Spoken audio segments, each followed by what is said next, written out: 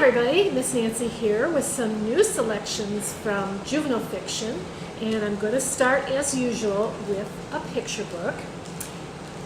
Sam and Dave Dig a Hole. Now, spectacular. That is the word that rules the day in this book. Now, kids through the ages have been digging holes to get to the other side of the world. And in this book, Sam and Dave Dig a Hole, it's an extremely funny look at how two boys try to do just that. They're trying to find something spectacular, but they keep missing this amazing, spectacular thing called diamonds. Mac Barnett and John Klassen have teamed up to bring you this wonderful tale. Now, Barnett has written many award-winning books, and John Klassen has written and illustrated a lot of books. He won the 2013 Caldecott Medal for his book, This Is Not My Hat. And you'll see in here that all the illustrations are done in his very signature muted earth colors. Well, Sam and Dave are digging this hole, and they can't find this spectacular thing. So this is what they're missing, the diamonds. And there's lots of diamonds here. What I really love about this book is that emerging readers really need to look at the pictures and the words. There are some pages here where there's only a few words. Here's a big diamond they've missed. And so they have to learn from the pictures. There are some pages where there are no words, like this one. So they have to use the pictures to continue the story, and this is what is critical in early literacy. It's the pictures that help children connect to the words. So that's one thing I love about this.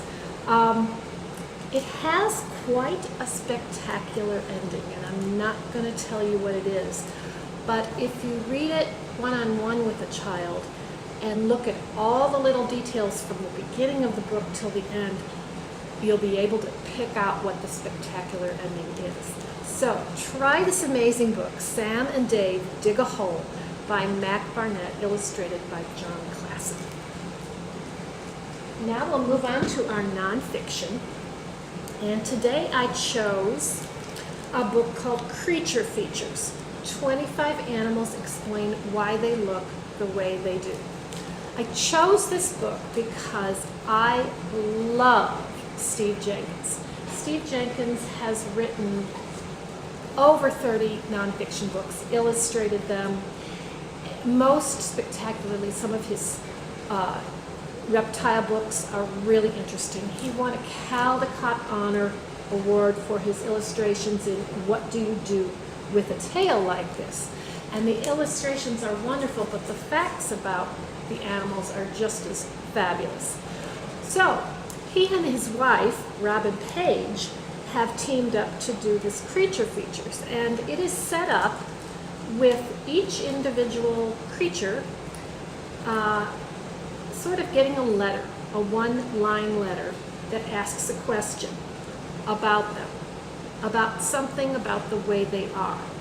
So for example, this creature has gotten really popular in the press lately, the blobfish. And it says, "Dear blobfish, what on earth happened to you?"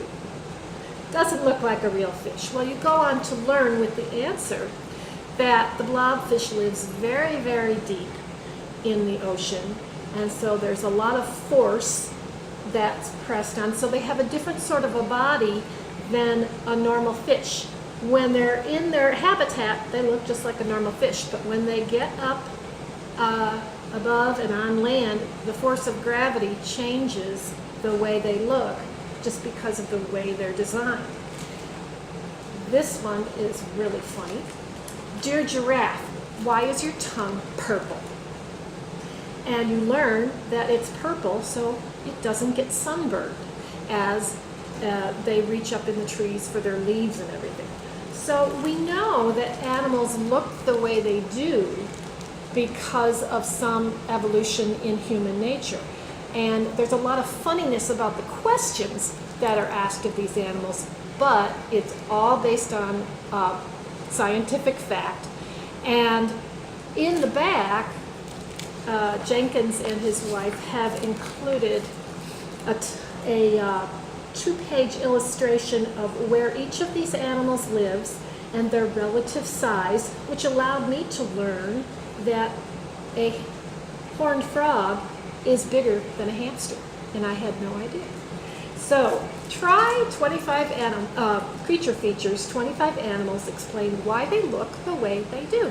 It's interesting kind of factoid stuff, but you can amaze your friends with your animal knowledge after you read it.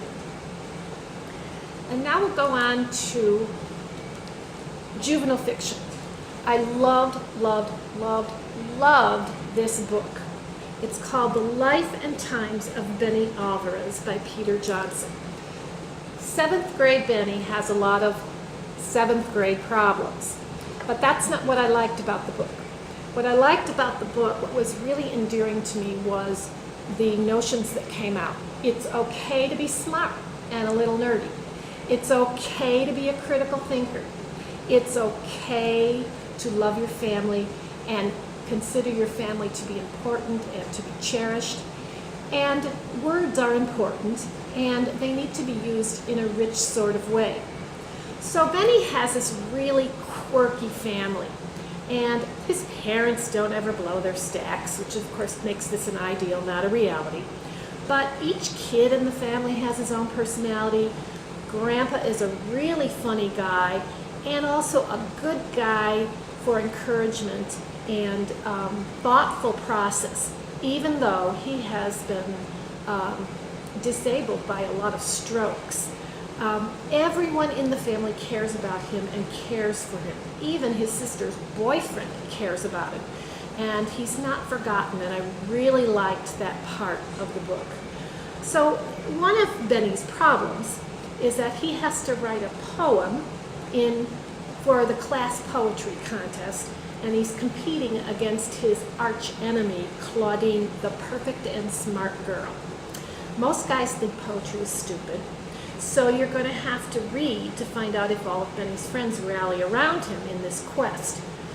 Benny finds that writing a poem about his grandfather becomes much more important and much more meaningful than he ever thought it would. There is a debate in this book about the positives and negatives of being an optimist or a pessimist, and the benefits of each, the downfalls of each. If you're a teacher, I think it would be really interesting to read this book and then have the kids talk about what they think about optimists, what they think about pessimists. I enjoyed this book, all the funny quips and heartstring tugging parts. Benny is a kid. He sees the world very realistically. His father is a pessimist. His mother is the total optimist. And Benny has to figure out which one's going to win out for him, what kind of person he's going to be. What will he become? And I'm not going to spoil it for you. You've just got to read it. It's funny, it's heartwarming, and really quite nice for a family, the idea of family. So it's The Life and Times of Benny Alvarez by Peter Johnson. So that's all I have for today, and check back next month when I'll have more choices for you in juvenile nonfiction and fiction and picture books. Bye.